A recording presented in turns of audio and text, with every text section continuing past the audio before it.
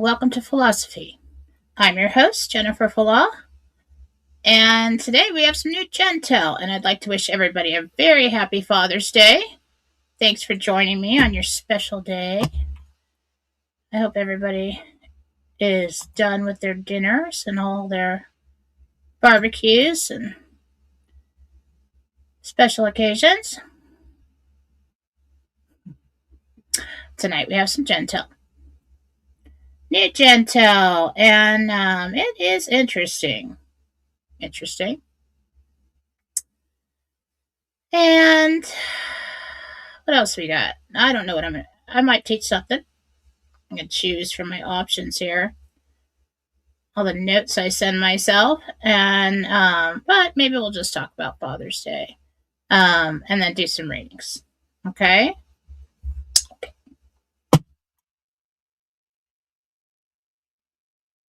Let's see here.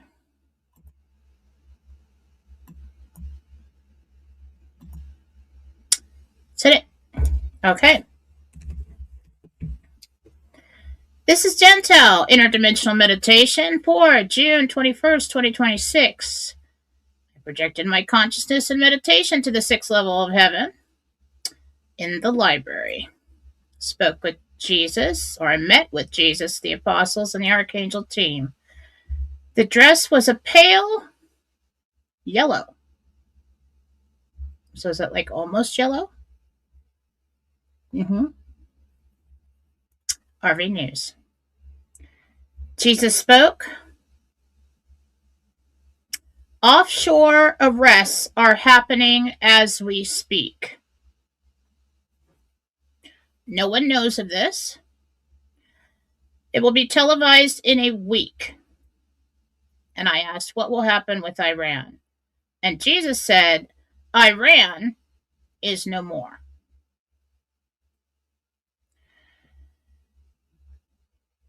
There's a possibility of notifications tonight. And I kept asking, are you sure? Because it's pretty close to when I'm doing the show tonight. That's what he said. Possibility that we could get notifications tonight. Threats, but we've got threats of undersea cable sabotage. They are working to eliminate that threat. Exchange centers have been notified to stand ready at a moment's notice. So if it doesn't happen tonight, if they don't get the threats taken care of, any minute after that, any day after that, that's where we're at. He said South Africa wants to move forward as soon as possible because the MedBed timeline for private appointments for 4B and the rest of the tiers is shrinking. Sounds like we're late on this thing. Coming in the news. I heard oil rig, and I believe I heard sabotage. Okay? Oil rig sabotage. Other world leaders or people in powerful positions around the world are going to start resigning. Okay. Second, J.D. Vance is sneaky, Jesus said.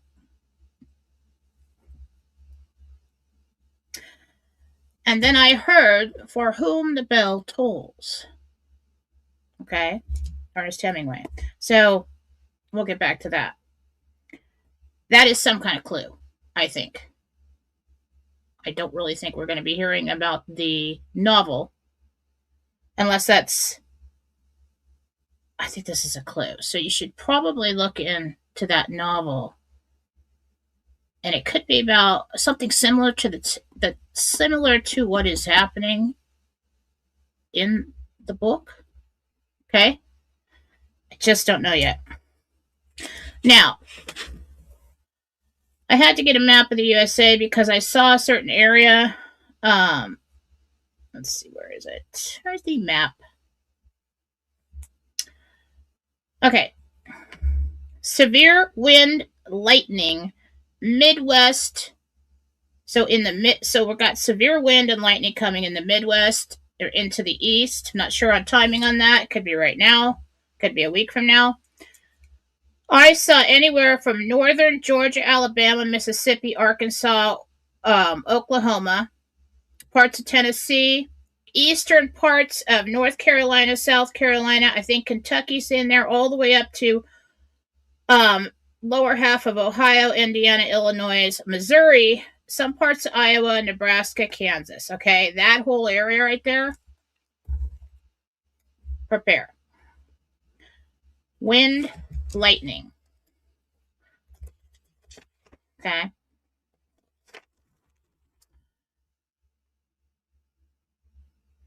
Now, I saw a man wearing like lederhosen. Okay, you know, the shorts with the suspenders, and I can't remember if that is German or Swiss. So I heard expansion in and saw that guy. Okay, so I'm thinking expansion in Germany or Switzerland. We're gonna next one, payments and platforms.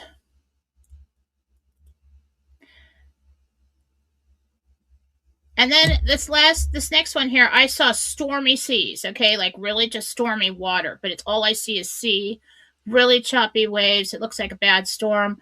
I don't know where I was at, but if we see news of that, it's Jentel confirm on the first part of the meditation, and that's what these are for. Okay. Last one, shark attack. Okay. Now, what's I gotta tell you? For whom the bell tolls. Okay. No, I don't want that.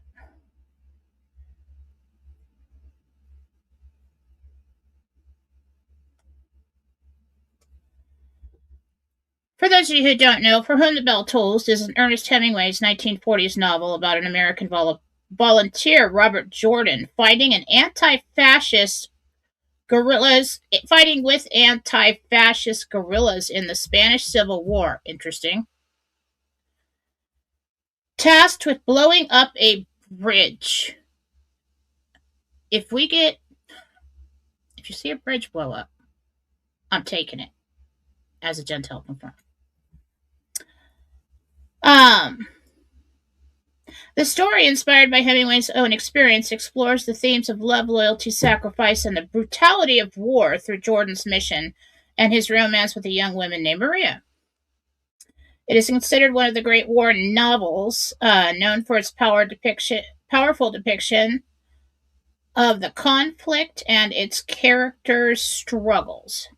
War, blowing up a bridge, anti-fascists. All right. This is some kind of clue for us, okay? I'm just trying to figure it out.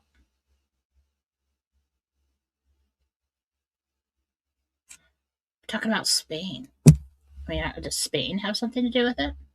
Get over to the comments, see if you guys can.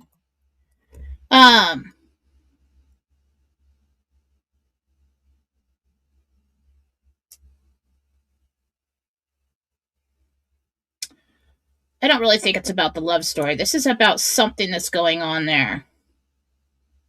Guerrilla unit to destroy a bridge to aid a Republican offensive. Interesting. You guys decode that one. Okay. Jentel will be posted in written form whenever Sue Rose has time to do it. I don't even know. I'm sure she's busy today. Nope, she did it. I'll get it out to you tonight. Post it on Fallawsophy on Telegram.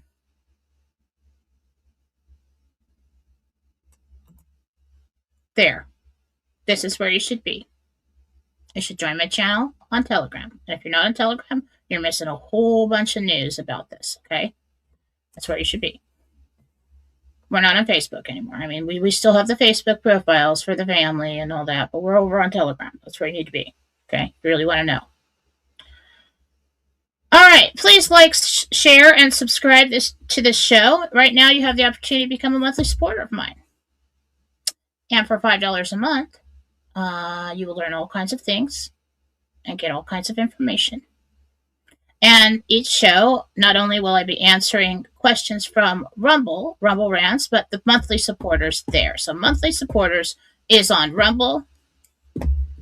I'm not monetizing on YouTube. I just stream it over there, so the old timer YouTube people who don't want to change can watch it. Okay. Also, if you'd like to book a reading with me, you can go to Fallawsophy.com. Everything is on sale. Summer is typically a slow time of year for what I do because everybody's spending their money on family trips and kids home from school and everything else. Everything is on sale. Mama's buying an air conditioner for the house. $55,000, $6,000 later. Fun. So we're replacing that in the savings with a sale. If you're not going to make your money on markup, you make it on volume. And that's what we're doing this summer. So I may just keep that up for a while.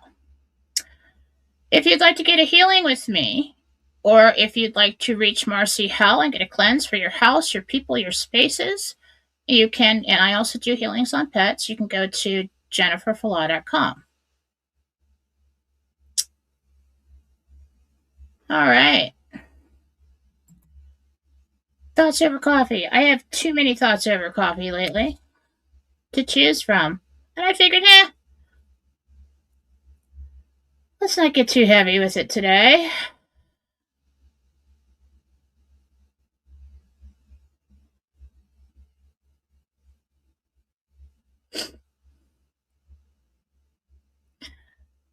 I was thinking today how different it is now, how different dads are now than Gen X dads. Well, when I was a kid in the 80s. I came in the 70s, but, I don't remember much from that. But late 70s through the 80s, dads were funny. My dad was hilarious. I mean, he was hilarious. But I was thinking today, I saw this thing where, I don't know, somebody said, mothers get the day off, but all the dads have to barbecue. And I'm thinking, why is it that all the men always barbecue? That's how it was when I was growing up. That's how it is now. I mean, I could barbecue. I mean, I can actually do it. I can figure it out. I can go out there, cook the meat. But it's always the dads that do that. I was thinking, why? It's got to be some kind of primal thing. Fire, char the carcass, But they do. And most of the time, well, it's like life back then. You have a family gathering. Mom's inside making all the side dishes. And she hands the meat to him so she doesn't have to leave everything else, and he goes out and barbecues. I mean, it's just always been that way. My dad was like, he'd barbecue anything. I mean, he'd figure out how to make anything on the barbecue. And that when we were a little kid, he had a spit, like a motorized spit on the barbecue. That was cool. I want one. Can't find it. But one time they made a rabbit on the spit. And it was the best thing I ever tasted in my life. And I was really short. And they gave me a little piece. And I'm like, that's delicious. And I'm like thinking, oh, do we get that for dinner? Like, no, you get hot dogs. I'm like, yeah. Okay, whatever. But my entire life, the men did the barbecuing. And I can make anything in the kitchen. But I have to admit that I have it set in my mind that certain jobs are for the women and certain jobs for the dads, right? That's just the way it was when I was growing up. And I can make anything you want in the kitchen.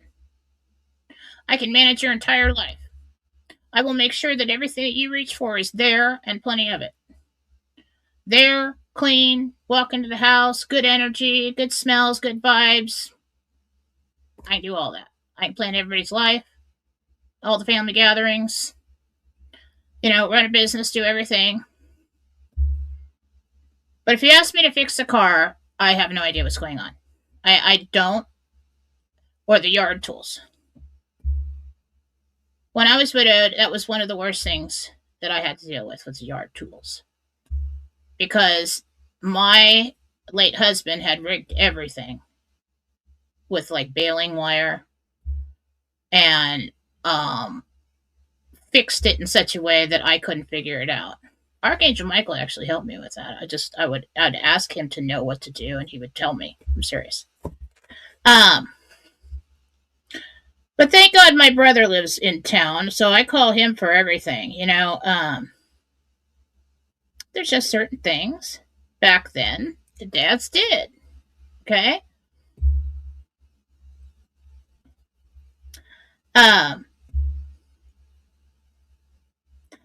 It's like my dad was an interesting guy. He was Vietnam vet, graphic illustrator, exceptional artist. I find it hard to this day to find somebody with the same talent.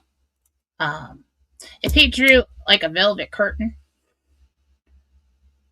it's almost like you could touch it. It looks so real. But dads used to do anything, know how to do anything back then. I mean, we rarely had anybody come to our house to fix anything, install anything. The fencing, the chicken house, any kind of shed, whatever it was. I mean, I guess a couple times they took the car in. But back then, everybody they called like the family, and all the men would stand up, we got to build a shed. Okay, so you got like 4 or 5 men and their sons hanging around with a beer in the hand, standing around, figure out how they're going to build this shed. It was like a social occasion for them. And after it was done, they'd all stand back, come back on another occasion to tell everybody how they built this shed, bring people over, show it to them. If you get a new car, you had to go drive it around to every family member's house to show them your new car, and all the men would stand around like, oh, that's a good engine. That's a V8. That's just, and all the women would stand around and say, oh, it's so cute. That's a cute color. And there's a lot of storage. That's really practical. That's good. I mean, we were just more hands-on people back then. I mean, we were outside. We were doing things. The men knew how to do things. They knew how to fix things. And if they didn't know how to fix things, there's always some uncle or dad or somebody else or neighbor came along and knew how to fix it, and then they learned how to fix it. Today,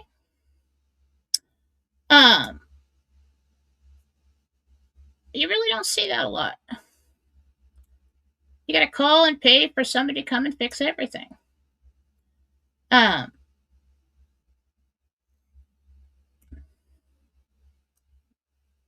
It was just a different vibe with dads back then. I remember, like, you could cry and complain and talk and, not really talk back at my house, but, like, with mom. And, even throw a fit sometimes with mom. But, like, if dad walked in, everything went quiet. Even if I was at a friend's house and somebody's dad in the 80s walked in, everything went quiet. Oh, dad's here. Somebody's dad's here. Is there a problem? Have you upset your mother? Nope. Absolutely no problem at all. There's no problem here. Everything is fine now.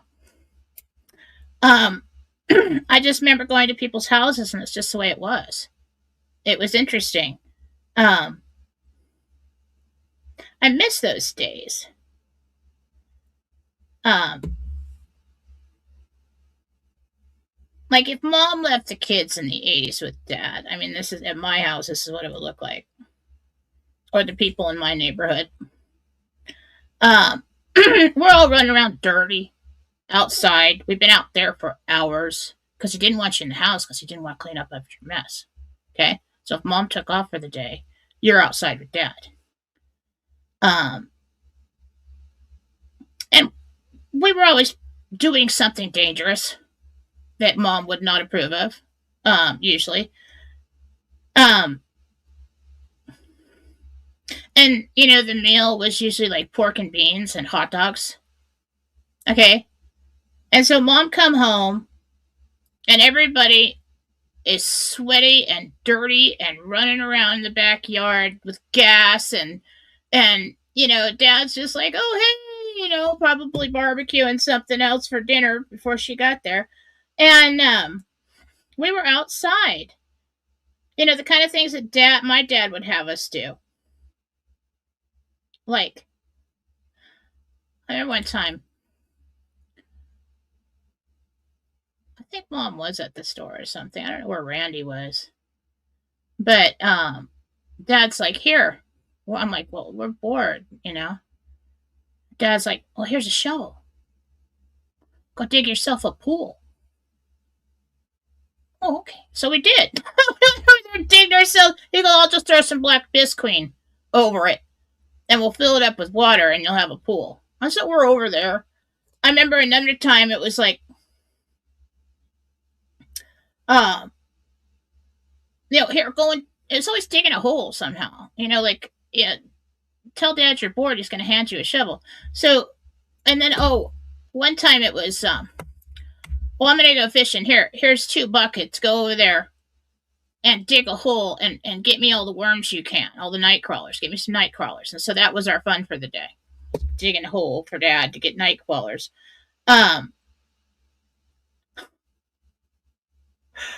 This one time, my dad hands me the hose, me and Shelly. He's like, here, go put this over there in that gopher hole. And drown out those gophers, and then, and keep your eye out because they're going to pop up in one of those holes. He's like, oh, yeah, take the cat with you. Take the cat with you. So we're over there drowning gophers like redneck whack-a-mole waiting for gophers to pop up from some other hole somewhere else. Hoping it wasn't a snake hole. Dads are just like that. Oh, here's a streamer. Catch that June bug and tie the streamer to the June bug, and then you can see how far it goes. We're like, Dad, can we take a trip to the water park? Because there was this Raging Waters water park that had just opened up. I think it was like the first one or something. And he's like, well, here, just put the sprinkler under the swing set, and that was our water park. So fun with dad either involved digging a hole.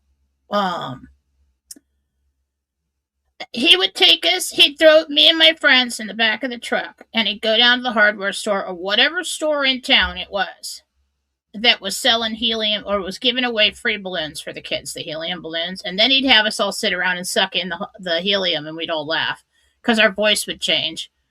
And he didn't think there was anything wrong with that. Nowadays, everybody's like, oh my God, don't put that in your lungs. Your lungs are going to freeze up. No, they won't. We lived. So dads were different back then. And I think it's because they just knew how to do everything, because I think they were raised by the boomer generation. And no, they were the boomer generation. They were raised by the generation that went through the Depression, where you had to use everything you got and reuse it and fix it and make it last. And so they knew how to fix everything.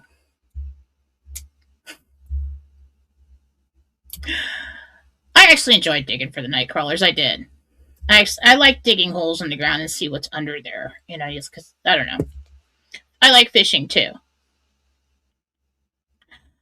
And you asked your dad. One day we asked Dad for ice cream, and he went into the freezer in the garage, and they would take the milk came in cartons, okay, half-gallon cartons, and he'd rinse them out really good, fill them up with water, put them in the freezer in the garage for the coolers, like if we went fishing or camping or something like that. So I remember he's like, Dad, can we go get some ice cream? Can we go to 7-Eleven to get some ice cream? It's like, oh, I got something for you. So he goes in there and he takes this big block of ice and hits it with a hammer, wraps a dish towel around it, and we're running around the yard with like a giant block of ice, just sucking on it. And that was our ice cream.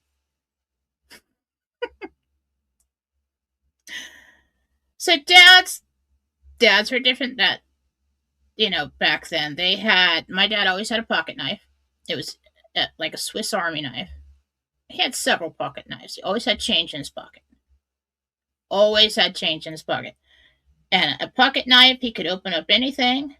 So like nowadays, if I go up to a man and I say, "Can you open this for me?" and they don't have a pocket knife, I'm like, why? It's like I thought every man growing up had a pocket knife. Um, Dad always had bungee cords, tie wraps, when those came around. Get up at 7 a.m. on Saturday morning to mow the lawn. Everybody's sleeping. Start the lawnmower. Um, and you had to get up. Me and my sister were younger, so we were allowed to go in, eat our cereal, and watch cartoons. But poor Randy, was a slave, man. Dad had him doing everything in the yard because he was 7 years older than me. So, but Randy, I got the shit work. Okay, I'd go outside, and Dad'd be like, "Come here, kid, come here. I got a fun game for you." My sister would go in there. Okay, what? He'd hand us 2 buckets. He goes, "I want you to go out into the yard, and I want you to pick up all the cigarette butts that you find, and the one that finds the most cigarette butts gets a popsicle." And so they were running around picking up all of Dad's cigarette butts from the yard. Yep, fun game. But I loved my childhood. I mean, this is the kind of fun we had. We'd play hide and go seek in the dark. That's fun.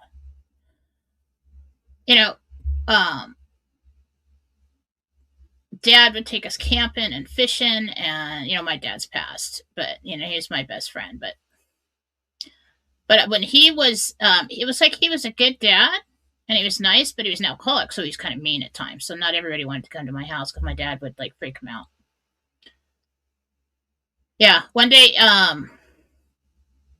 we were usually outside, but we were in my friend Jody stayed the night. My dad comes walking in eating milk bone dog biscuits in front of my friend and asking her if she wants one. And then she went home and told her mother, and her mother thought my dad was crazy. And I'm like, no, he's not crazy. He's totally sane. It just does stuff like that. But it was fun. I mean, we felt free. I mean, we were outside, we're running around. Dad knew how to, Dad didn't know how to do it. Somebody else did. My brother was there. I mean, men like that kind of made you feel safe. So it wasn't like this big financial problem every time something broke. I mean, the men would come over and figure it out and fix it or build it or whatever. They did all the fencing. They built the chicken house. I mean, they made everything. At that time when I was little, like Mom, my dad's mother was a seamstress. And his parents were like into square dancing, okay? They were like group people. They like to be in groups, join the club and do all this stuff. So they were into square dancing. And she would make these just elaborate like petticoats and dresses with matching suit for him to wear and everything. So she made a lot of our clothes. And my mom made a lot of our clothes. I mean, we had chickens and ducks and horses and dogs and cats and I think we had rabbits at one time, turkeys, lots of birds. There wasn't a lot that we had to get at the store. I think my dad went to the hardware store the most. But so they encouraged us to go outside, be creative, and find something to do. And so we did. I don't know why my dad always had a huge roll of black, he called it bisqueen, black plastic, thick black plastic in the garage. And so one day, I'm just trailing on, but I remember this one time. Me and my sister took the black plastic and we fashioned it. My lawn, our front lawn was kind of in two levels and it came down and around in this one spot. And then it, was from the top lawn and the side down to the lower lawn in the front. And so we made this giant slip and slide out of the bisqueen and we pooled it at the bottom and we had this huge pool. It was amazing. Okay, pretty proud of it. We got so much trouble because we totally killed the whole grass. That was wrong. We shouldn't have done that. That was one thing you didn't mess with was the front lawn. The backyard, you can do anything you want. But we used to eat off of trees and, my dad just was turned into like a MacGyver. I mean, whatever it was. I mean, and I think I told you guys before that, he invented the beer can lantern. I don't know if you ever heard of it. You've seen it on the internet or something like that. That was my dad. I swear to you, in all honesty, he told us that he invented the beer can lantern. I'm going to pass it on in honor of Dad today to you. I think I've done it before, but we've got new people. All right? Everybody needs to know. Okay? This also doubles as a tent heater if you put water in the bottom of it. Okay? Just in case it tips over, it'll put it out. Okay? So, you take yourself a Pepsi can, or a tin can, a beer can, aluminum can. You take an X-Acto knife, and, my dad was an artist, so he always had a million X-Acto knives. He's always doing stuff with an X-Acto knife. Anyway, so you make a capital I in the front of the can. Leave the pull top on, pop it up, make sure it's open, make sure the can is empty. Because you're going to hang it from that pull tab. Okay? You're going to make a capital I with an X-Acto knife, a razor knife, something. And you're going to bend open the door. So you just made barn doors there. You're going to bend it open. Okay? In the bottom, inside, you're going to put sand. Or, like I said, if you hang it in a tree or if you hang it somewhere that could set on fire like a tent, put water in the bottom. The candle will float. Okay?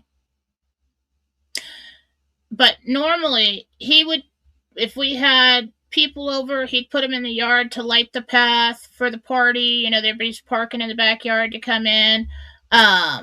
We went camping, beer can lantern. The beauty of the beer can lantern is, you've got the weight. You got to have some kind of weight in the bottom of it. You've got the doors that block the wind. It doesn't go out. You've got the pop top for a chimney, and you've got the little pull tab to hang it somewhere. And if you put it in a tent with water in the bottom, it'll heat up the tent all night and just hang it from the roof. Okay? Passing it on to you in honor of my dad for Father's Day. Today, people don't learn. We're too entertained by something in the palm of our hand or on a screen. Back then, there wasn't much entertainment.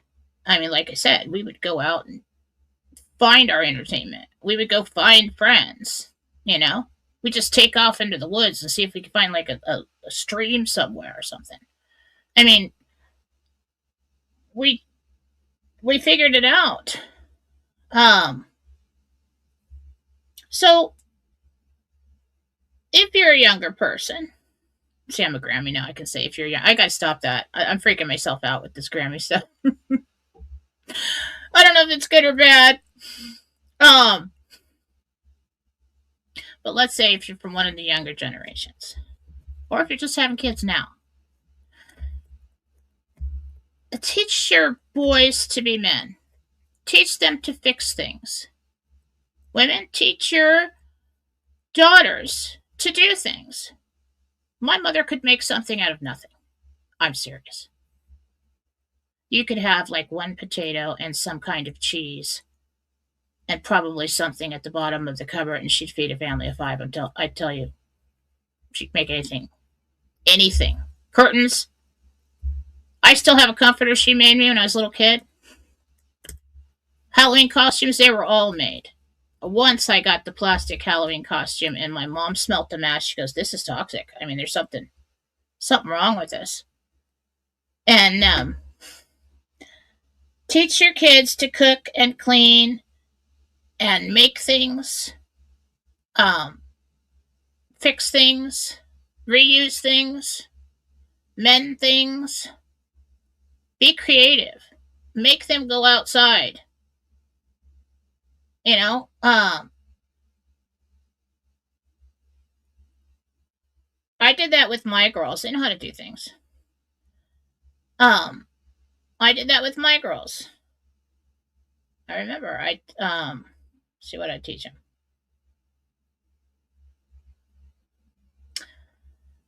They would go outside. My girls are the kind of kids, which at that time, where it took you half an hour to an hour to get them inside at night. It was always a fight. I told you, you'd have to give them a warning and then another one and get in the damn house. I mean, it was just on and on and on and on. They wanted to stay outside, so it wasn't a problem. But they had to find things to do outside. Teach your boys how to fix the car if they can. Back then, you could fix the car. It wasn't all computerized. But how to make things, how to figure it out. Give them like 4 different items and tell them how to make some kind of contraption. My dad was like an inventor. And he'd rig stuff and make stuff. And it worked. Some of the stuff was pretty genius. My mother, she knew the scientific name of any plant you can point to. I don't care where we are. I mean, she knew how to plant it, where it would thrive, sunshade, time of year, annual, perennial. I mean, she could retain knowledge in a freaky way. That woman could do anything. Now money's great. I'm saying this because money's great. Okay? But it can all be taken from you in the blink of an eye. Never mind how. We don't really know how, but it can happen. You never know. You have to learn to make something out of nothing. And some people ask me, well, how were you able to stay home with the kids and write a book and create your own business and figure out how to make money from home and still do, embrace your passions? How did I make a pool in the backyard? I mean, I've been trained for this my whole life. But the woman makes something out of nothing, my mother, my dad, the inventor. We were like feral outside. We had to learn to survive. We had to figure it out. I figured it out. So, even though your kids are going to have money after this RV, or grandkids, or whatever, because I face having a baby and I'm thinking about it, and I'm like, okay, this is going to be different than when the kids were little and we were on a budget, right? So I'm like, okay, nope.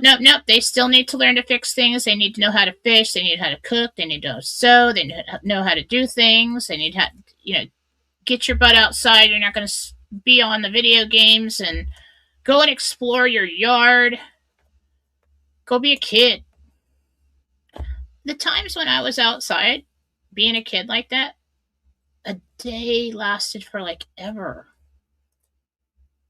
It's timeless. Remember to do that for your kids and your grandkids after this happens, because I think I was watching, I think it was Bridgerton a while back, and the rich people, yeah, they had everything. They didn't have to worry about anything. I mean, they were totally controlled by the government, but like in England, early 1800s, but I'm like, they didn't even know how to light a stove. Like, what are these people going to do if there's some kind of war and they don't have any money? I mean, you need to know how to kill something and eat it. Yeah, that happens. People have to do that. Yeah, you gotta know how to do that. I mean, my parents made sure we knew how to survive. Um, and even if you have a whole lot of money, that's still your job to teach them how to survive.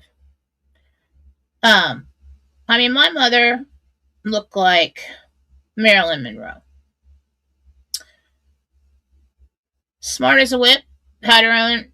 She didn't want to work outside the home and leave the kids, so she asked Dad to build her a beauty shop on the end of the house, and she did, and she had her own business at home.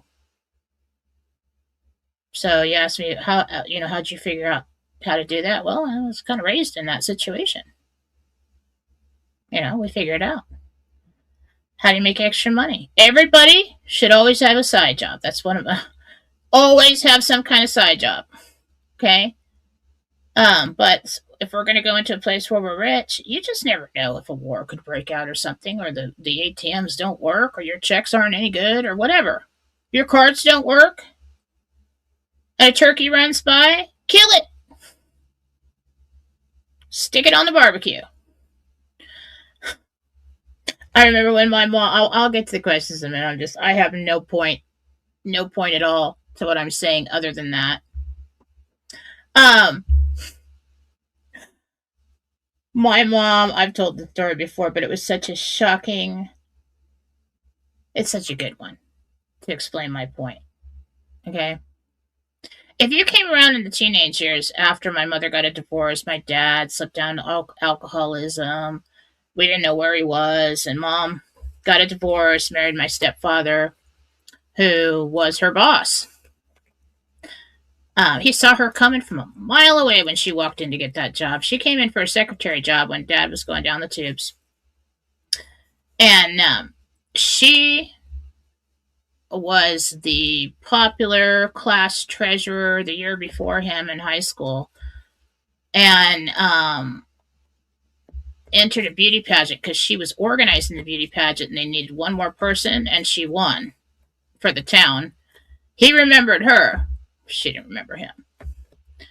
Yep, of course you have a job. You know what? I need a personal secretary. So now she's his personal secretary, and that's how that went. And so anyway, my mother loved him. She's still with him to this day, 35 years or however long it's been. But yeah, if you would have walked in the 90s, late 80s or the early 90s, late 80s, when they first got together, it's probably late 80s. Yeah. Yeah. Yeah.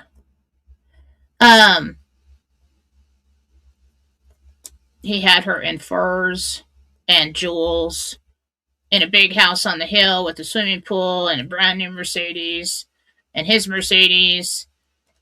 Everything she ever dreamed of. Came into her life, fixed everything. But I know my mother wouldn't be with anybody if she didn't love him. So she did. She loved him. But she enjoyed it. Promised her she wouldn't have to worry about a thing. Well, shortly after that, he started treating her like a pretty little thing that was stupid and didn't know anything and easily controlled. And one day, they were having a fight, and I was shocked. I mean, like, in my house with my father put my mother on a pedestal. I'm like, did you upset your mother? No. No, that's sacrilege. I would never upset my mother. I would never say no. I would never. It didn't matter if something mom cooked wasn't good. Dad was like, you eat it and smile and you love it. I'm like, absolutely. Absolutely. That's what we're doing. So when it was totally different at my stepfather's house, he looks at me one day when they were having a fight, and I'm like, he called her bad names, like bad words, like a C word. And I was just like, It's a good thing my brother's not here, I can tell you. I can tell you that.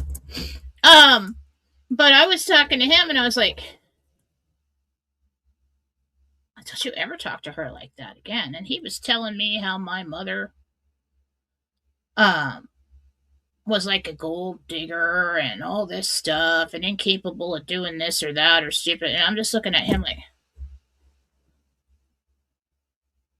did you just blow in from Stupid Town, dude? I've seen the woman gut a chicken with her bare frickin' hands. Okay? I've never seen a smarter woman in my life. Ask her any question, she has the answer. She ran a business from home. She managed everybody's life. She was singing at Starlight Theater in San Diego before she got pregnant with my brother. I mean, this woman, you can dress her up like a debutante and she will be a complete lady. Or you could see her down there on her hands and knees, totally dirty, sweaty, and everything else, gutting a chicken. Now, come here, girls, look at this. She's got this chicken with the head cut off, right? Sticks her hand bare. I'm like 5. Sticks her hand in there, turns it, rips all the guts out. Now, this is how you do this, okay? And she's doing that. And I remember that day, I was just like, wow. I mean, I don't know what to think of that. Here, go put this in the bucket, take it over there and pluck it, okay? Because we're going to have this for dinner. So it's like, he thought that when she walked in that door, that's who she was. That's who she was. That's all she was his pretty little plaything. And I'm like, you got nothing coming, dude. I mean, this woman, she could run circles around you. She could do anything. That's who we need to be. That's who we need to raise our kids to be. Not just book smart, applied knowledge. Outside, in the yard, get dirty like it used to be. We were healthy as hell. I mean, we ate off the trees. I mean, I grew up eating tangerines and apricots and green beans from the garden, drinking out of hoses, coming home dirty and sweaty and exhausted at the end of the day, eating because you're just ravenous because you had so much exercise. You're out in the sun all day. If we got a cold, mom would give us a tangerine, go sit, and she'd wash our hair. Interesting. Give us a tangerine and tell us to go sit outside in the sun, and I swear it worked. So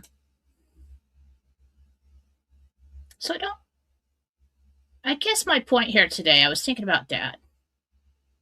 And then I was thinking about how things have changed. I just kind of love it the way it used to be.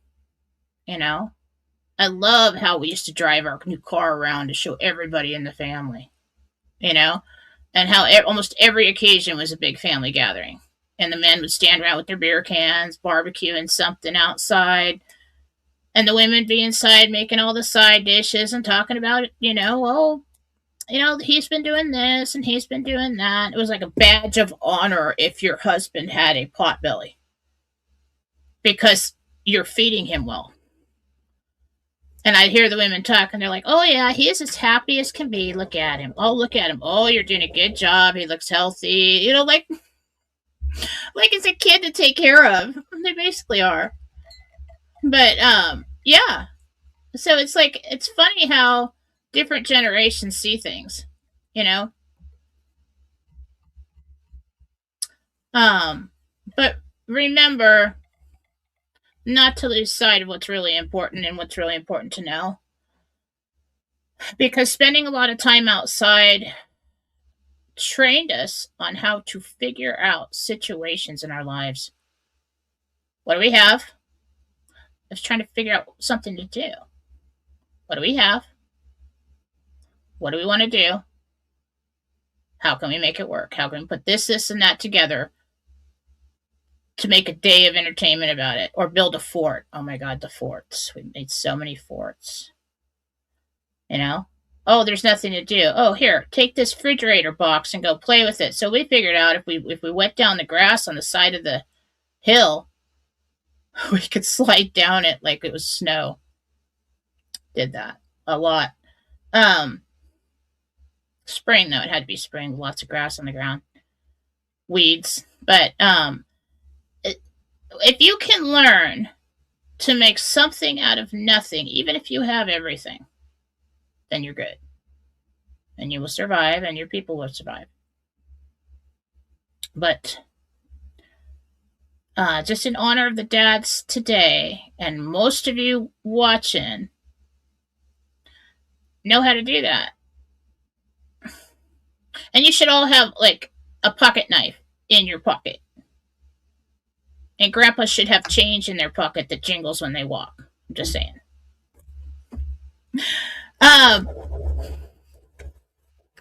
anyway, they used to let us ride in the back of the truck. I mean, my friends' dads used to, every time we asked to do something, they're like, well, get in the back of the truck, and they just drive us around town. We didn't have any seat belts. Drove like bat out of hell, getting blown to death, dogs back there too. Take us down to the 7-Eleven to go in and get a Slurpee. You know, we're riding home in the back of the truck, and the Slurpee's like blowing at us because it's. But we had a ball. I mean, we had a ball. So teach your kids to do things. Like when I got married, my Nana told me, she goes, okay, I know you're married now. You need to set. She goes, I know you're a modern girl, but some things never change. And she was married for like 60 years. And she said, if everybody knows what their job responsibilities are, you'll fight less. And she goes, so you guys sit down after you get married and you figure out what his responsibilities are and what your responsibilities are. So we did. I'm like, listen, I don't want you in my kitchen. All right? I'll do that. And he's like, well, I don't want to like, he would if he had to, but I don't want to like clean up like kid vomit and like diapers and gross things like that. I'm like, okay, well then you can do the dog outside because I don't want to do that. That's like the foulest substance on the face of the earth for me. Okay? You can pick all that up. You can do the trash and all the heavy things. And I will take care of the kids and, you know. So it went a lot easier when everybody knew what was expected of them. Nowadays people just get married and they don't, oh yeah, we're both gonna work and we're both gonna do everything. Okay, well even in a job you get a job description. Okay? And everybody knows what they're supposed to do. And so the office runs smoothly. So I guess dads were just different back then. Marriages were different back then. I'm not saying everything was cool because, you know, it was like 70s and 80s and everybody's drinking and doing all kinds of things. But my parents didn't do any drugs or anything like that. Dad just drank. Mom didn't drink really. But it was just kind of fun. Everybody's kind of like more laid back then. People didn't talk about politics at the table. You know, that was something private in our family. Who you voted for, whatever, that was private. You could do what you want. That was your right. And your opinion was your right. So we talked about the family and what was going on at our houses, and you know, it's just great. It was fun. So as we move into a time where we have more than we ever have, don't forget to teach your kids and your grandkids, to pass that knowledge on, because it has been passed down with me to my kids, and you know, it's from my grandparents to my parents to me to my kids, and with a new baby coming, I'm gonna make sure that kid can do anything. You know, make like shelter, you get lost in the woods. I mean, I think of everything. I mean, like, okay, what if the kid ever gets lost in the woods? Or if he just wanders off, gets lost, and someone teach him how to make a fort? I mean, like, we could survive because we knew how to make forts. You know, how to barbecue something, kill something, clean it, roast it, make a fire. I mean, it's important. Dig down far as find something to stick to dig down far enough, get some water. Pour it through gravel and just kind of clean it up a little bit if you could. Never know. Gotta learn to survive. All right.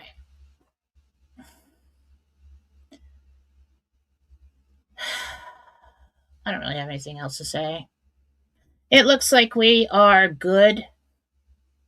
I mean, to give me a timeline of possibility of getting notifications tonight, I don't like when he does that. That doesn't give me a lot of room for error there. Like, okay, no pressure. Yeah, forts, Gina. Forts were fun. And we had ponies, and then we had horses, and we'd go play Indian.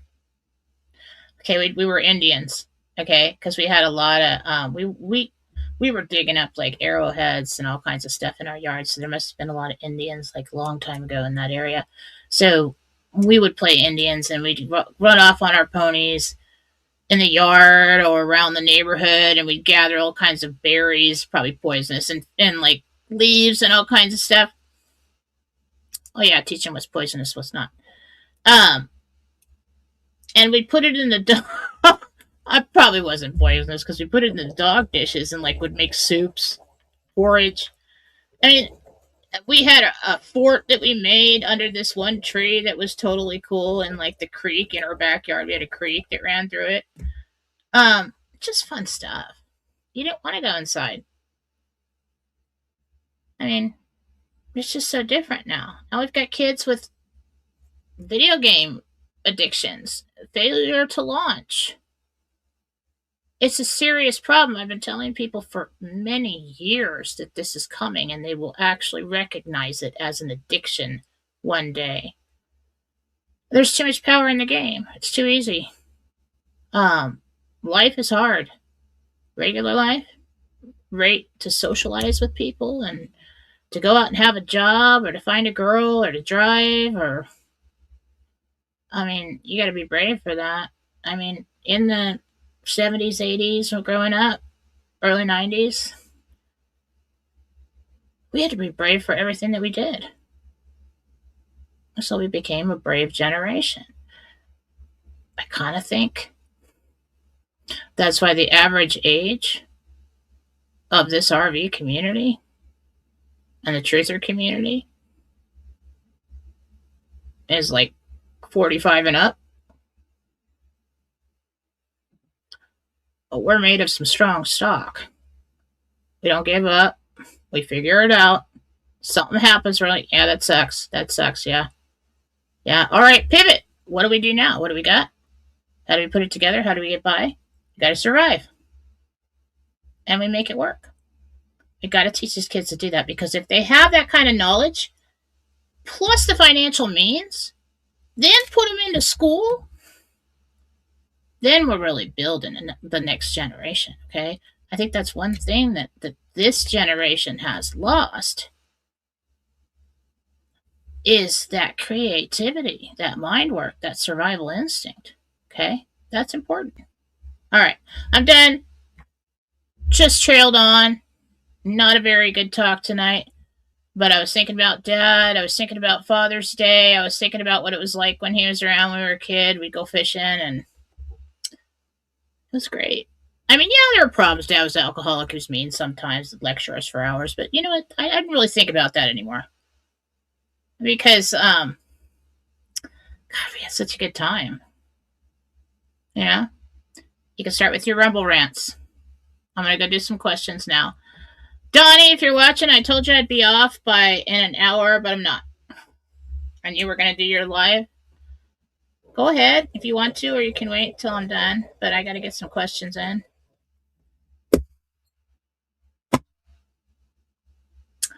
All right, I'm going to be taking questions from Rumble, okay? Okay. Yeah, text from my brother. This is what I'm talking about. Text from my brother. I made elk stew last night. Never made it before, but damn, it's good.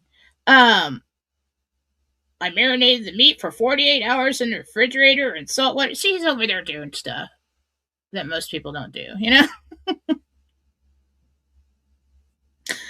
I love that. I love guys like that. Like when we were growing up, something went wrong, you know? Guys are like, I can fix that. If you like something at a fast food restaurant or at a restaurant, or you saw something on TV you wanted or whatever, all the women are like, I can make that. I can make that. I can sew that. So we were copycats. My mom copycatted everything, you know? She had like a 3-ring binder where she'd pull recipes or copycat stuff or decorating ideas or, out of magazines to know how to make stuff. It was totally cool. We didn't have like Walmarts and stuff back then, so we had. I think there was a Kmart, but I don't remember ever going to one. Not where we lived. Hi, Thormus. All right. Looks like hello everyone. Carlos Kathy says LOP for $10. I don't know what that means. Okay. Try again. It's LOP, right? No. I can't. I don't know.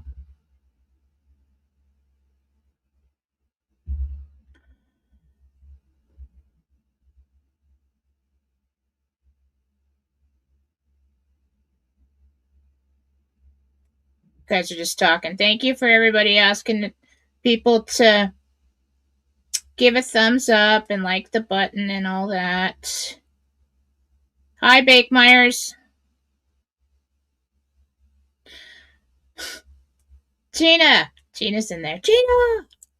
I don't know why I do that, Gina. Every time I hear Gina sound, I'm like, Gina. I don't know why. Hi, Joe. I see you in there. All right, here we go. Jewel Platt, thank you. Hope we're all at least M's. You're in for a surprise, Jewel. You're more than that. You are more than that. Happy Father's Day to all the dads and all the moms who raise their children alone. Oh, that's right. Thank you.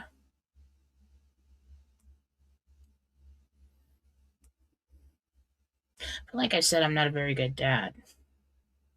Okay? I mean, I'm strong when I have to be.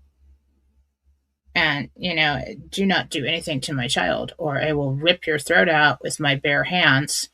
But I'm not a very good dad.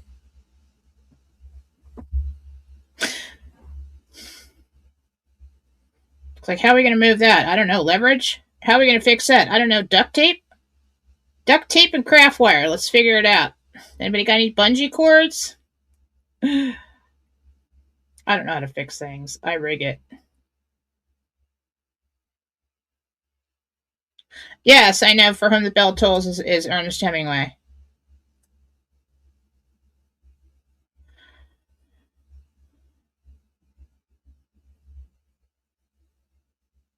I'm just looking, guys. I'm scrolling down.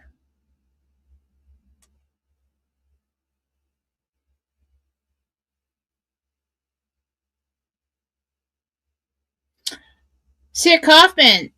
Jen, I had a dream right before I woke up this morning that the family had already did their exchange and that I was next. Good dream.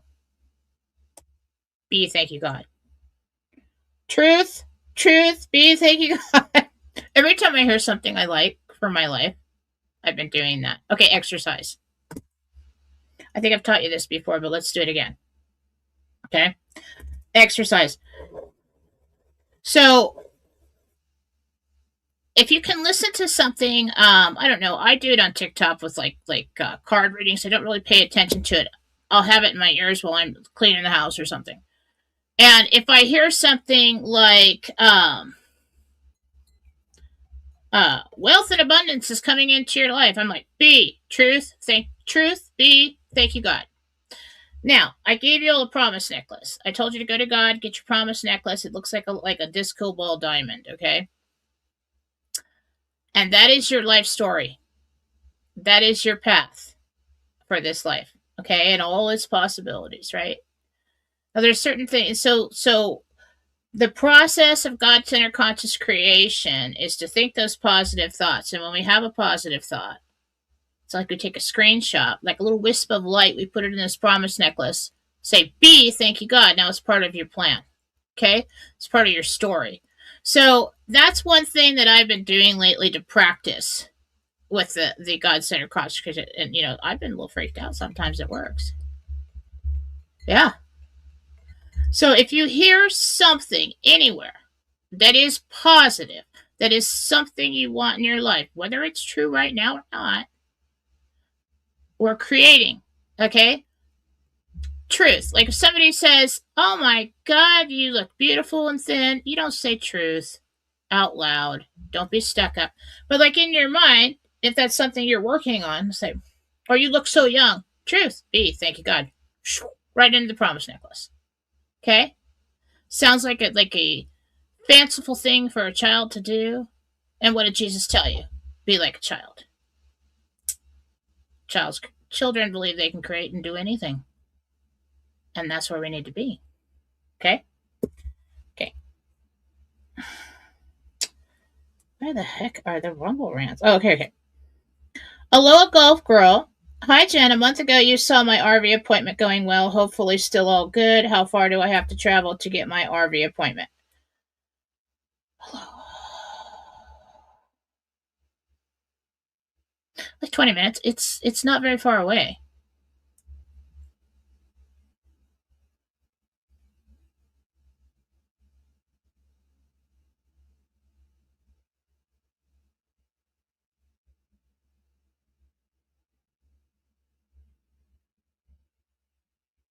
The Kel, Gina, if I had a dime for every time you asked people to hold your rumble rants, well then you'd have like 50 cents, Kel. That's what she's doing. That's her job. She's doing her job. She's a volunteer, actually, and I appreciate it.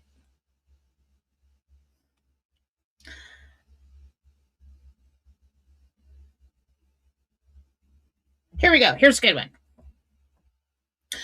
Somebody wrote, no weapon formed against us or this blessing shall stand. It will be thwarted in Jesus' holy name. Truth. B, thank you, God. Into the promise necklace. Now, if you don't have a promise necklace, you just go in prayer. Imagine God standing there. Doesn't matter if he'll be there. Okay? Doesn't matter what you think he looks like. And say, God, Jen said I could have a promise necklace, and this holds my life path and my life story, and that it's half written, and we have choices along the way, and I'd like to create those positive choices. Will you give me a promise necklace so that I can do that? And he'll say, yes, I will. There you go. Okay? So that's a good thing. Every time you hear something positive, just immediately say truth before you can doubt it. Announce that it is truth for you.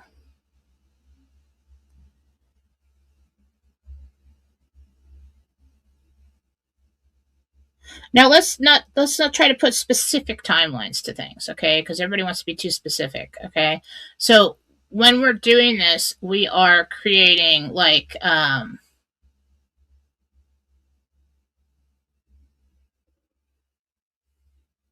your divine inheritance of generational wealth is coming to you. Truth. B. Thank you, God. Throw it in the promise necklace. Okay?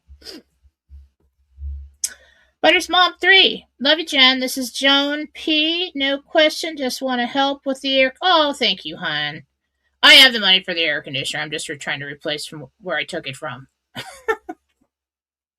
Thanks for everything you do. Looking forward to my call with you this week. Oh, thank you. Well, yeah, I'm straight commission over here. I have to have 2 months in reserve in case things, in case the shit hits the fan, right? And then I got to have some savings for when things get broken. So, I mean, my brother usually comes over here and fixes it, but his time is valuable. Okay, I pay him for his time. I'm not going to have him off some other job to be over here doing my stuff and lose out on money. Sandy Goodwill. Thank you, Sandy. Dear Jen, Sandy G here. I would love to live in the Golden Mile beachfront in Myrtle Beach, South Carolina. Do you see me and my husband living there? Golden Mile beachfront. Strong possibility if nothing bad happens and this keeps going on. I think we're right there, though. I mean, I do. B, thank you, God. Truth, we are right there. B, thank you, God. Right, the Bronx Nexus. Tam Burrell. Hi, Jen Jane here. How long is my drive to my medbed appointment? That one's a little bit longer. That looks like an hour or two, possibly an hour and a half. Deke49, monthly supporter. Hi, Jen. This is Denise. Do you see us buying 809 or 2875? 2875. M or B? B. Nikki, 8844. Will I hear from CM soon?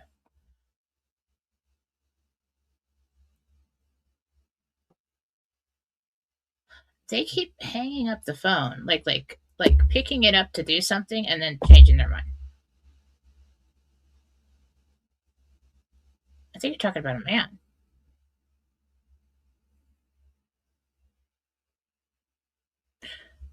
I'm getting a lot of shyness from this person or insecurity.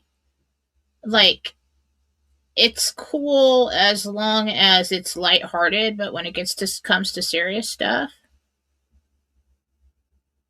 like he can't do it. If that makes any sense. This is like I think he wants to, or they want to.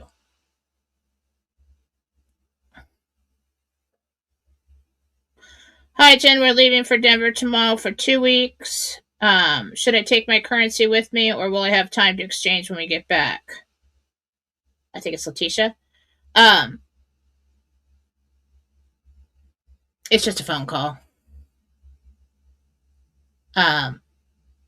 Depending on it, that's completely up to you if you want to take your currency or not. I don't think anybody's going to oh, they have foreign currency in their suitcase. I wouldn't check it. No. Carry on probably. But I think you'll have time. See, you're going to make an appointment and say, well, we're in Denver right now. I need a few days to get home. And they'll say, okay. I mean, if it was me, I'd rent a freaking car if I had to get home. But I'm an 80s kid, and we figure things out. Am I still a B? Have you seen prior? T Black SC. I was told this past week on another show that I will be an M.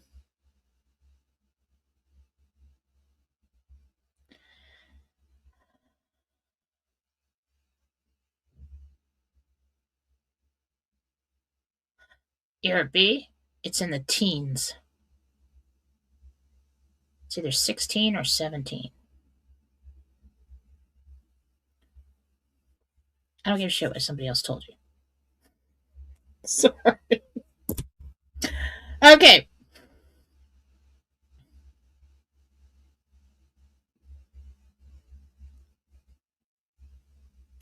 The Kel, monthly supporter. Jen, great chat tonight. Thank you. I had a thought, voice, whatever you want to call it, pop into my head earlier tonight when thinking about your daughter. It was, she's going to have oh my God, don't even do that to me. Don't even say that around her. She's so scared right now. about the whole pregnancy thing. And I was too, though. I was too. I was like, you don't understand. It's going to come out of there. Like, out of there. I'm going to have a person come out of there. I was petrified. And then the day I got there, after it happened, I'm like, that wasn't so bad. Yeah, that wasn't that bad. We don't have twins on either side of the family. I mean, God, oh, God. I mean, it'd be a blessing if you were blessed with twins. Yes, but poor Faith, this scared the crap out of her so bad. When I was in my 7th month, because Faith grew in spurts the first pregnancy, I went to the doctor and they're like, there's a chance that you could have a 10-pound baby. I'm like, no, we're not. No, we're not. I'm not doing this anymore. I am not doing this. I quit. I'm not doing this. No, we're not doing that. She was 7 pounds, 3 ounces. It was just that she grew in spurts, but I was so scared. I told that girl, because she just comes into the kitchen, Mom, I'm terrified. I'm terrified. I feel something weird. Like there's things going on in my body. I'm like, yeah, that's going to happen. Yeah. Yeah, all kinds of things going on in your body. And she goes, I've been watching these videos on YouTube about births. I'm like, don't do that. My God, you don't need to. Listen, here's your view, all right? You go in there, mommy's right there, your man's on the other side. Your view is knees and a blanket, and that's all you need to know, all right? Do what they tell you to do, push when they say, and it'll be over. And when it's over, it's over. And I said, when they put the baby on your stomach, grab it because that thing's slippery, all right? Just saying. Scared the crap out of me when they did that. Anyway, I don't know what I'm rattling on today. It's the weekend. I can do that. Belfast Girl 2. Thank you. Hi, Jen. Jackie V here. Will my health insurance cover my medication request? P.S. I cannot wait for MedBeds. Yeah, me too. Okay.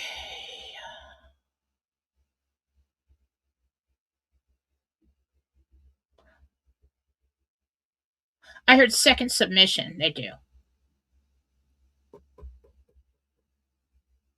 I don't know if you're going to have to request twice or just stay on it with them, but they will eventually, yes. KW124, Kathy Weber here. I bought a bunch more, so did I. There was a sale. I bought more Boulevard. Am I a double B or a triple? Oh, well, you're well into the triples now, Kathy.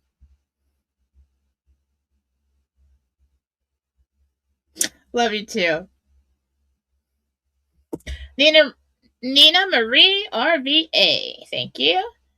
Hi, Jen. This is Nina. My mom, Mary Lynn, is 91 and completely out of money. Will I be able to help her financially in time so she can stay? Yes. Yes. I think you got a little bit of time. As of now, it's looking good. I'm hearing from Gabriel over here that you're going to be helped with this. You've been praying, and help is on its way. So, yes. Anna Ann. Hi, Jen. This is Anna. My father, Jersey, has constant pain in his right upper arm. Do you think this is something serious? The right arm, constant pain. Jersey.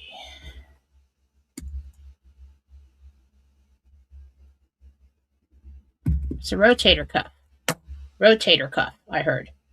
Have it looked at. SK, oh, he's really got hardly any cartilage up there in that whole region at all. Yeah, have it looked at. SKK, Jen, Grammy Sherry K here. Grammy Club. You know what somebody called me the other day? Is a GILF. And I'm like, well, normally I would be insulted by that, but I love you. Because I'm like, what does this mean? I'm like, I'm going to be a grandmother now. Like, am I like officially old? Is that what just happened there? I mean, who cares? Just live till we die. Um, okay. Grammy Sherry here having weird electrical issues. Clock changing time by itself, exhaust fan coming on and off, TV turns. Okay, TV. Yeah, that's not dad. Unless he's only been gone for like 6 to 9 months. It's usually within the first few months that a loved one who's passed away can actually easily do that much manipulation with physical things. That's usually an earthbound or someone who just passed away. Now, if he just passed away, I would say, yes, I see a man walking around your house.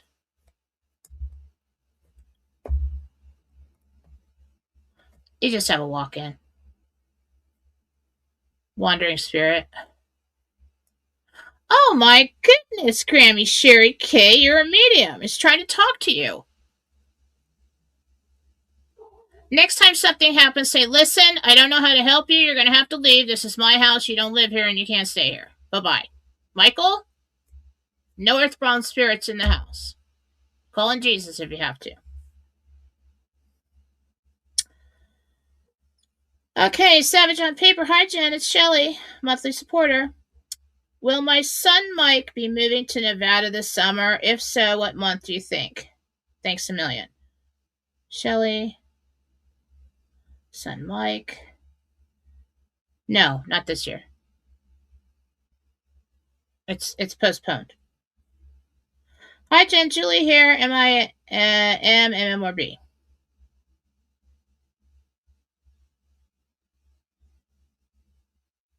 I just got 379 million. BAE Elmore. Hi, Jen. Barbara Elmore here. Oh, duh. BA Elmore. Does my dad, Bill Cotton, have a message for me? Okay, good. Good job, Barbara. Give me first and last.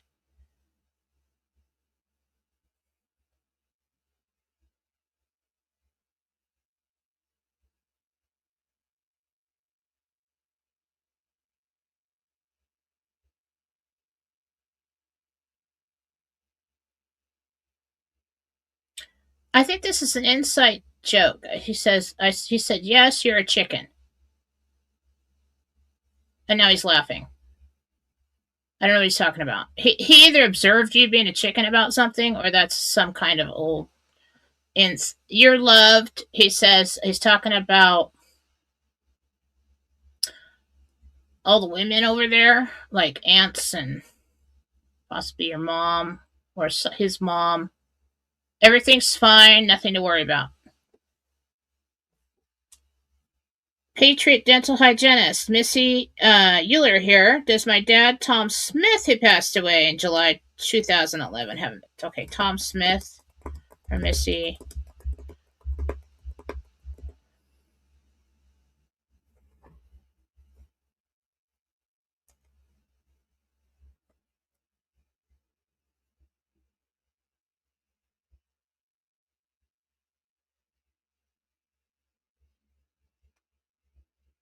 You're missing the point about something. He wants you to make amends within the family. Not like you did something wrong, but like not make amends, but peace. Make peace. So something, and his concern here is there's something. Not that you did something wrong, okay? It's upsetting you. For too long, he said. So I don't know if you need to make peace with somebody or you interpreted something wrong or misinterpreted it. I don't know. That's what he's saying. Clutch. Hello, Jen. This is Linda. At the beginning of the year, my son Brian got a good job. After 50 days, his female boss let him go without explanation. Are you able to see why he was terminated?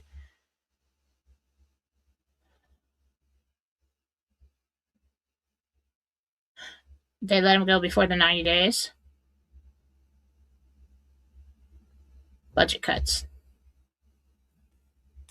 He didn't do anything wrong.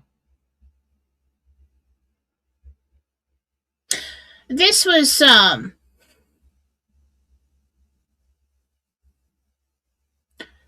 It's kind of like, oh, let's hire all these people so that we're more efficient. And then it was like, oops, now our payroll's too high. Let them go. Catwoman, 6492. I have severe anxiety driving on the freeway. Will I have to go far from my... I see you driving in town. RV appointment, or the MedBed appointments, yes. You're going to have to go on the freeway.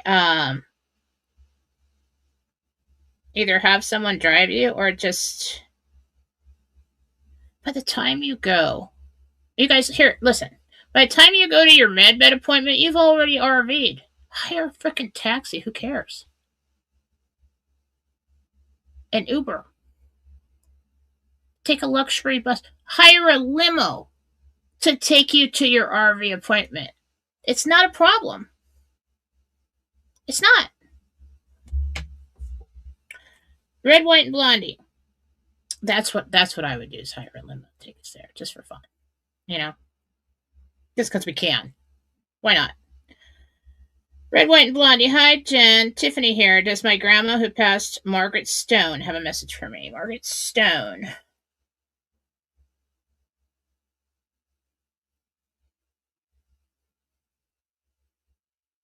Aww. First thing she says is she's listening to me. She comes most of the time at night, when she has come, when everything's quiet. And she says she's seen you in your dreams, so that was her. But she didn't say anything negative. She says she loves you. All right, Shorty51, I don't know if you meant to do that. But there's $400 here. You guys have to be careful. I mean, I'm not trying to come down on you. But this is a problem for me if I have to keep giving people money back, or if you request a refund because it holds up my account. Okay? Did you mean to do that? Please comment and let us know. Somebody, or let Gina know. Somebody, if you meant to do that. But thank you so much if you did. I mean, I feel guilty. Hi, Jen. Laura L. here. I talked to you on Donnie's chat on Friday. I thought I would say hi. And also, my question is, do you see me going into my appointment with my mom and daughter, since I'm a POA? What's a POA? Should I know that? I should know that, huh? I don't. I hate abbreviations. I really do.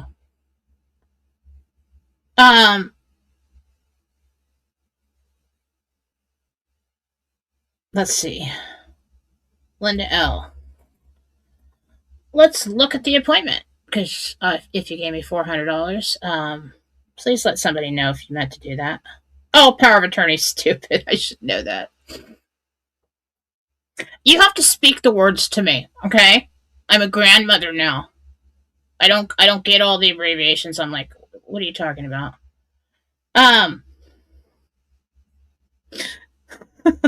I'm going to use that as an excuse so often now that I'm a grandmother, so that's why I forget things. Do that, or I don't know things.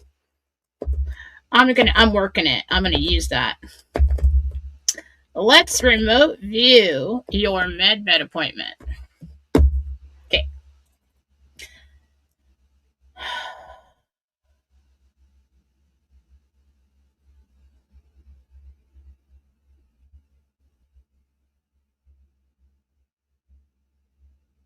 Oh, no, that connected you. I remember you from Donnie's Live, yeah.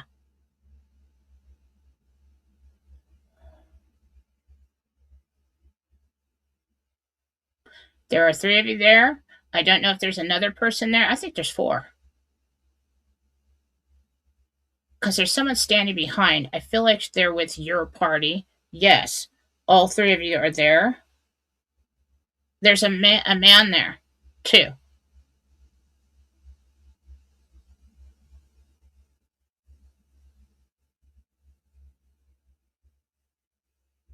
Oh my God, your mother.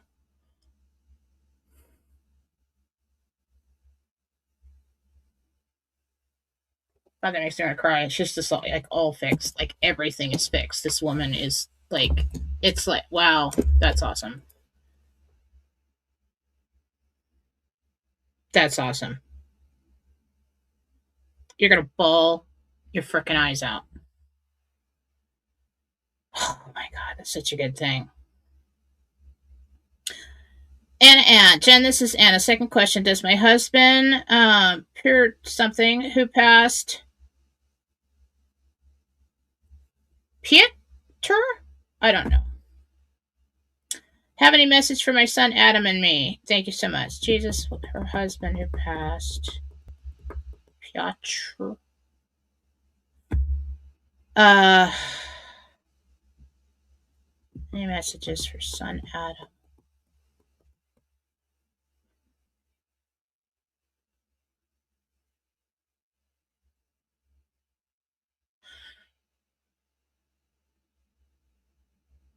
He said the son reminds him of him. A lot of similarities there right now. And Jesus says that he said that that's not always a good thing.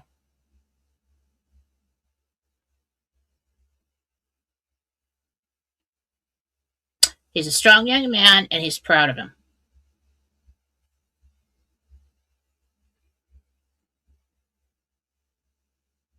And he's always going to love you. Okay. Hi, Jen. Do you see in MedBed list 4 centers to start with for the USA? What? Did you see the MedBed list for centers to start with for USA? Do you see where these 4 locations will be at? Now,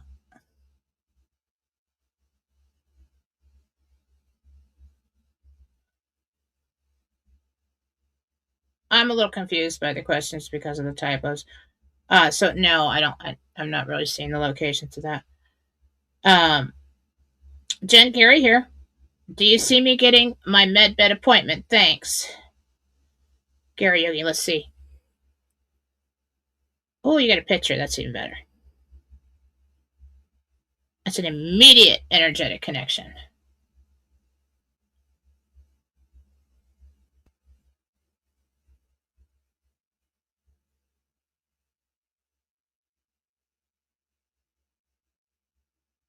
I see him putting you in it.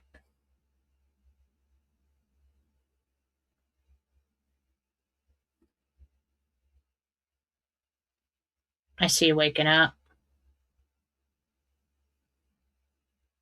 It's like you forgot what happened when you woke up.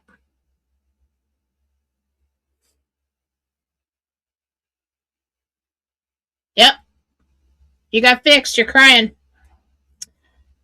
Sorry, I didn't mean to tell everybody, but.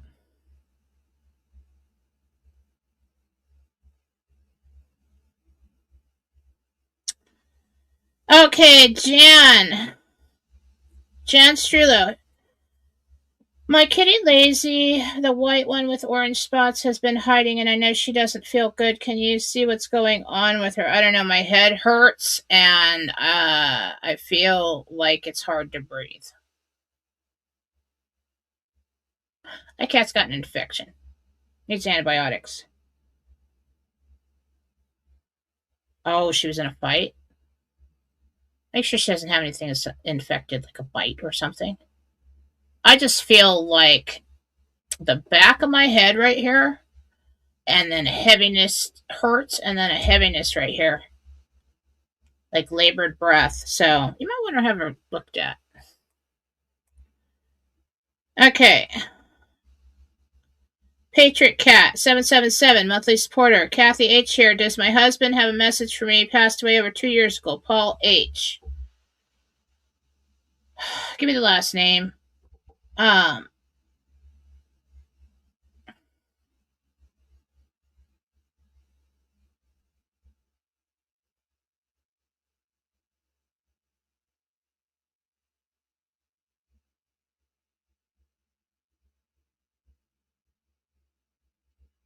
He knows you've really been missing him, but you're going to make it through this.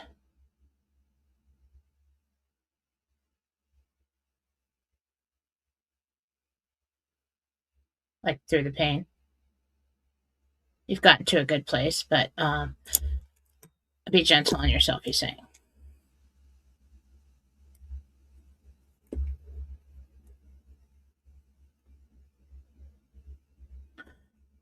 Something about I'm loving you, or and then something about when you call. So I think he means he'll come when you call. Hi, Jen. Lauren Davis here. You mentioned I was going to be a B last time. Will my husband be an M or a B? B.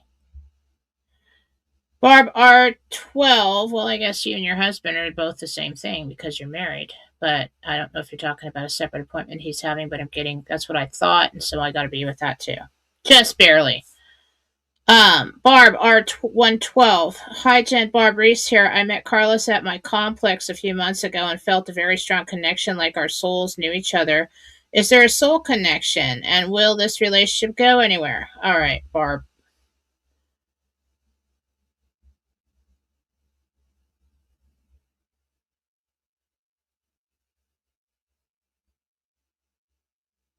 You haven't communicated since?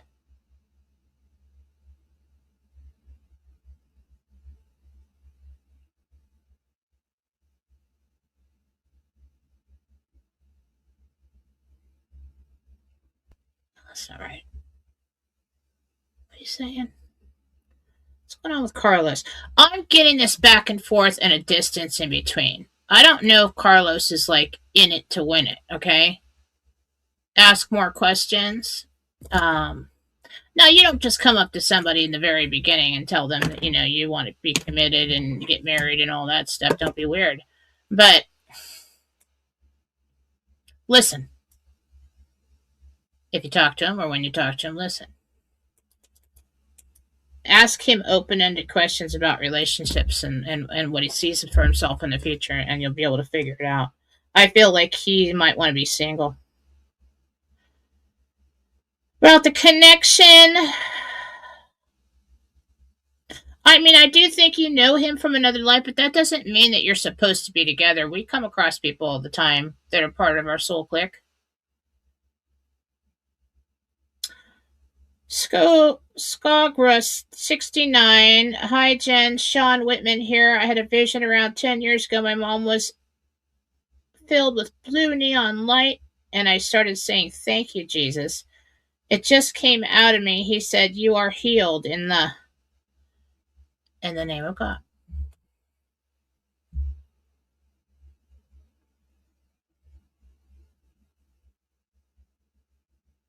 Was she healed?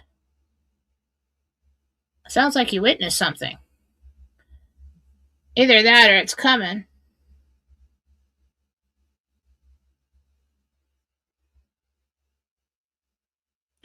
I don't know what you're asking me in that question. But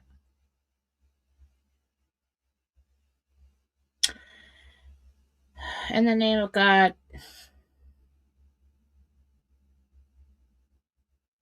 All right, guys, stop the rumble rants. I'm going to have to get going. I don't think I'm going to be on Donnie's live. I don't know if he already went without me. Probably did. He was talking about it, and when I was on his last one, and I was just like, "Oh yeah, sure, I'll be there." Now I'm tired. Hi, Jen. Pat here. Will I get at the house on Carmel Beach? Yes. Stormwatcher 5045. My name is Diane. Will I ever have a man love me? Oh, I got part of you on the picture there.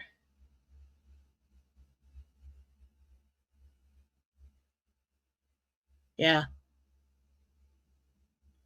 It's after the med bed. 4 to 6 months after the med bed. You mean he adores you? I just heard he adores you. God, I want that. I want somebody who adores me. Tired of all this, like, like I like you and I don't, and like, all this like games of dating. I hate that. So deceptive. I hate it. Like, dude, so you're trying to get me to like you by acting like you don't like me, but then you keep coming back. How old are you? I mean, I was raised in a house in my teenage years that was run like a business. You know what I think about that? All right. Performance evaluation. Undependable. Deception. Yeah. Can't trust them. That's a big one. Can't do it. In and out. Flake. Doesn't show up. Doesn't call when he says he's gonna. Flake. Flake. Nope. I'm sorry. That's too many strikes, dude. I'd fire you. Or I wouldn't hire you. All right? Let's be grown ups. You know, if you want to do it. Not if you want to do it. That's not what I meant. But if you're going to pursue me, dude, like I said, I'm an 80s, 90s girl, okay? I'm used to guys coming at me, making me laugh and saying, hey, you want to go do this? And hey, let's talk for like freaking 4 hours and let's, like, well, you're awesome. And I'm like, yeah, let's have a wonderful time. If you want to play games, go find some young chick to do that with. Too smart for that, man. I've lived too long for that. Oh, I'm just saying. You'll be fine, Diane. Thank you to Gina, Marcy. Thormus has been in there. I don't know who else is in there. Hi, Pam here. I'm sure Scott's in there somewhere. Hi, Pam here. After my medbed appointment, you can see Can you see what I look like? Thanks for all you do. Help us survive this journey. You're welcome. I'm really trying. I really am trying.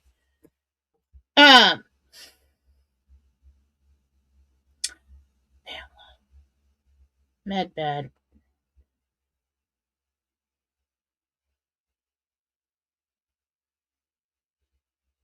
You look 40. But like good 40.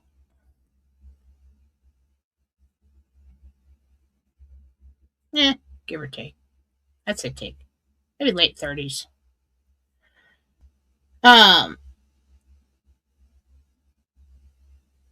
Scrogra 69. Sean W. got cut off. Healed in the name of Almighty.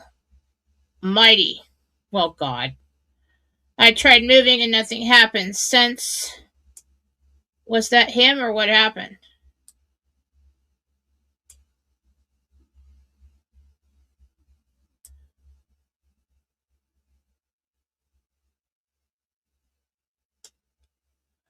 What's a vision about a blessing?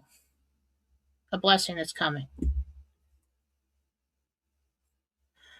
Hi, Jen. Your post earlier really resonated. My stepson, Emmanuel Hernandez, is not motivated, forgetful, selfish, lazy, lacking compassion. Yeah, it's probably video game addiction. What can we do to change his direction? Change the Wi-Fi password. Now, I do it in this house. With the boyfriend downstairs with me. But I can't. I need it. I work here, so he's just gonna have to kick it into gear, or I'll just kick his ass out. All right, Carol A. Listen, I don't know. I'm not a psychologist. I'm sure that if you look it up on the internet for video game addiction, you'll see all the symptoms. I've been telling people for like 10 years that this is coming. I'll talk to a psychologist about it. Carol Dorian. I don't know. Hi, Carol. Happy for the family with the grandma news. Thank you. My son, Malik, and his friend Max both invested with currency and Zim, and have a humanitarian project. Will they succeed? Max needs to stay on point. Okay, your son is going to be more motivated than him. He's a little immature still, or something.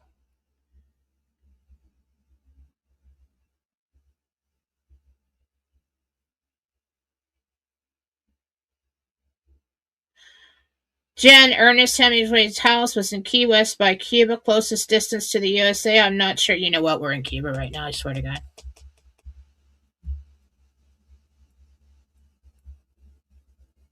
We'll just have to see. I don't know. You guys are the nons. Go and decode that. How's that match up? Keep your eyes on the news and see if we see anything that relates to that. I have no idea. I just heard him say, "For whom the bell tolls." Like, okay, random. Hi, Janice, Virginia. My son Jonathan is going to a trip to Japan, 7/7 to 7/20. Will he have a safe trip?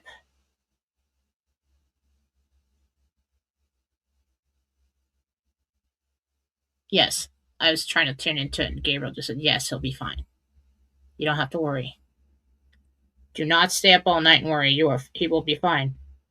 Kathy Weber here again. I am now living by Mount Rainier in the mountains till the end of September. How far to my RV appointment? Well, you're just going to have to drop down into, is that Seattle?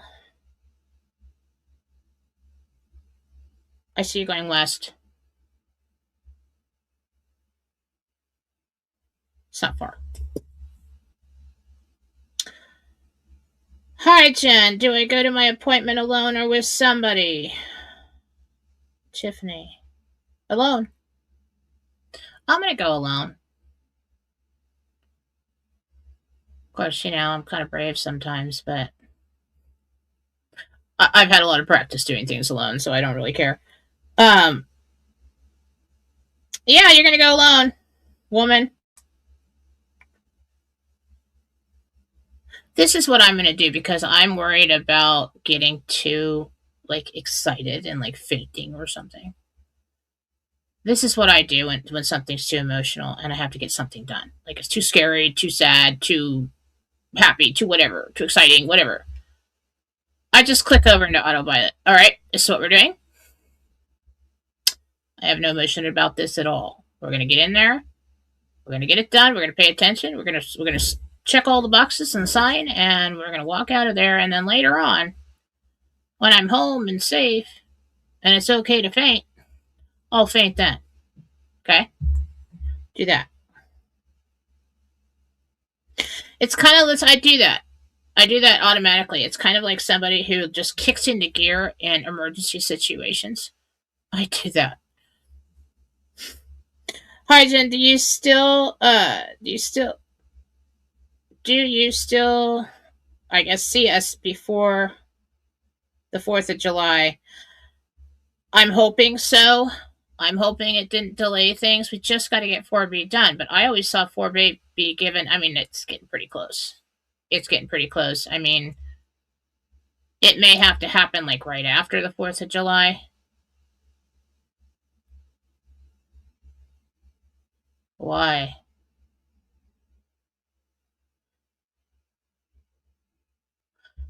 As of now, it's still the plan to have at least 4B and the other tiers done by the 4th of July and possibly to go to gold. I just heard from Gabriel when you asked me that it has to happen by the 4th of July. And I'm like, angels don't usually say that. And I said, why? He said, schedules.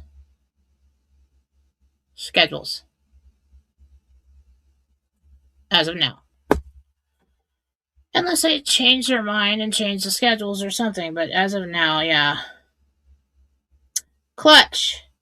Linda again. I'm going to possibly have to rent a house soon if I can't find one I want in my limited budget. If the RV doesn't happen soon, am I going to be renting in the next 30 days? Gabriel.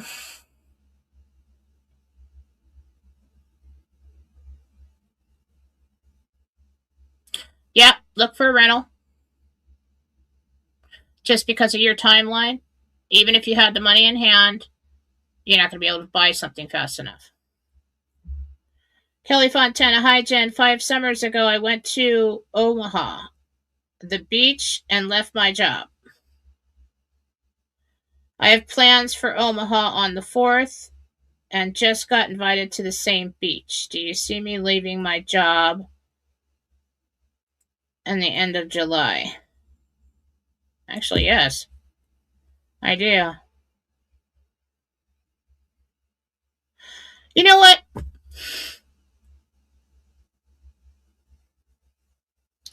Kay Jujin, don't say stuff like this to me right now.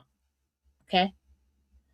She says, or whoever that is, says, Jen, we don't have twins in our lineage, but I'm a triplet. Mom and Dad thought we were having one. Surprise, it's been 65 years. You know what? That's gonna scare the crap out of my poor baby. Jen, do I go to my appointment alone or with somebody? Did I answer that, Tiff? This is Tammy Jones. My husband, Ronald Jones, starts a new job tomorrow. Will it go well? Yeah, he's actually going to be really good at it. Yeah, I got a really good vibe from that. Darn it, Shorty. Got me all excited for nothing. Okay, so what you need to do is forget about the $40 to me and just go request a refund on that $400 so it doesn't hold up any like payments to me at the end of the month or anything like that, okay? The only other thing, because when you guys have to think before you hit send, okay? Make sure it's correct. Because, if you can't get a refund, then I have to remember, and then I have to send you the money back at the end of the month, and I'm not going to get money from today will not come to me until the end of July. We're a month behind on Rumble, okay?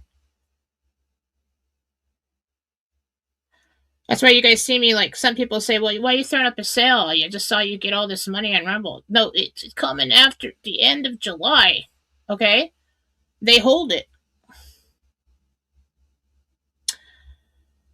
Tamron, $10. Tammy Jones, M, B, or double B? Double B. Clara, 732. Since we were able to purchase more currency, do you see us at 51.35, 12.97, or 42.39? 12.97 is the best possibility for you. Liz Anno 2. Hi, Jen. This is Elizabeth. My husband passed December 2023. Does he have a message for me? His name is Russell Cardin.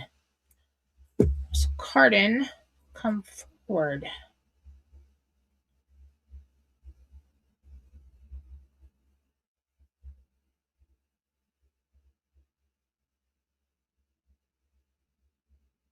You're doing a good job. He's seen what you're doing. You've had some lessons to learn along the way. Proud of you.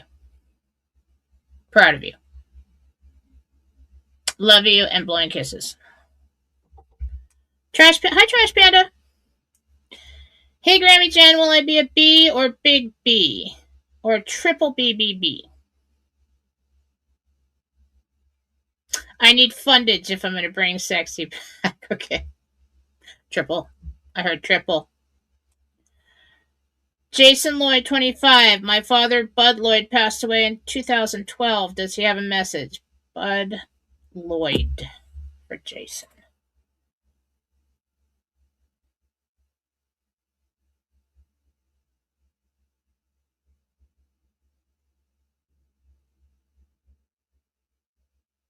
You're a good man.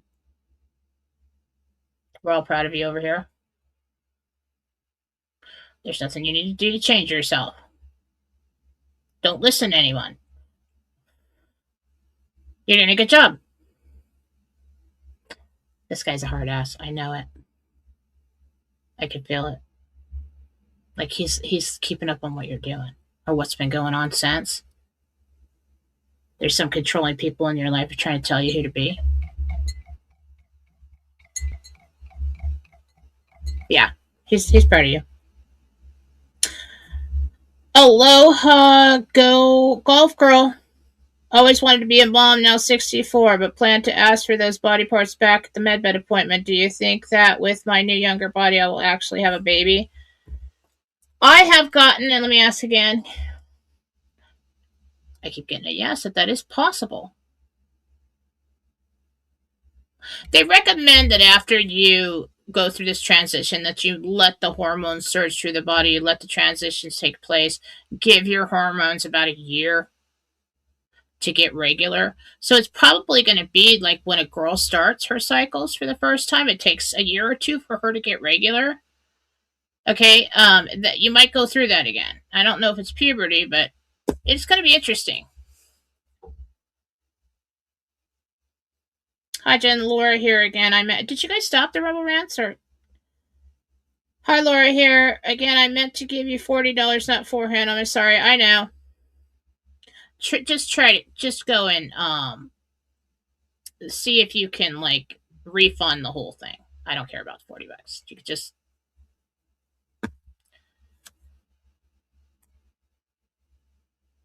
ask for a refund for the whole thing or cancel it. Try to do it on the app though, because if you go through your bank, I don't know if that's going to hold up my account. Okay. See, that's why I don't want you guys to make mistakes like that. All right. Yeah, $1 rant. We do like a minimum here. Terry here took a stray cat, Aurora. She is pregnant. Do any day. Can you tell me how many and will the birth go well? She's a minx. I'm actually seeing like 7 or 8 kittens in there. You might lose one. There might be one born dead. I feel like there's one just stuck in there in the corner and didn't have enough space. Possible. All right. Somebody slipped another one in. Terry here. I didn't send enough first time. Stray cat, Aurora pregnant. How many kittens? I think I just did that.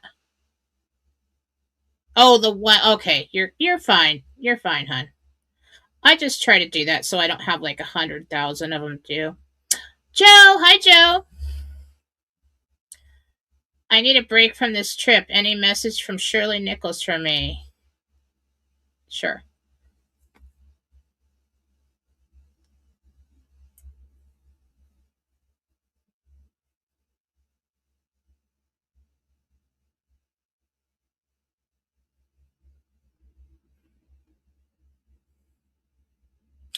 She's saying something about your jaw, and then she's saying that he's doing well.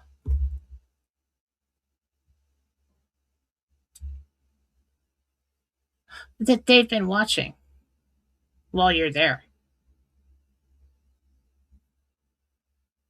So I think you're at games for Kershaw, but they've been watching. Okay. All right, guys, that's it from me. 2 hours. Let me get going. Okay. Have a lovely Father's Day. Sleep well. Thank you to everybody who showed up. Looks like we're still good.